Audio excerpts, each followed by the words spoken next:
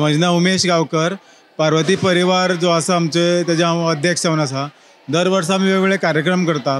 आयज आमी आमच्या गव्हर्मेंट हायस्कुलां जी गरीब गरजूवंत भुरगीं आसा त्या भुरग्यांक आमी नोटबूक, पेन्सील, पेन, त्याच बरोबर ड्रॉईंग बूक अशें खुबशे साहित्य आमी त्या भुरग्यांक दिवपाचो प्रयत्न केला. आमी 30 एक भुरग्यांक आमी हें साहित्य दिल्लें आसा.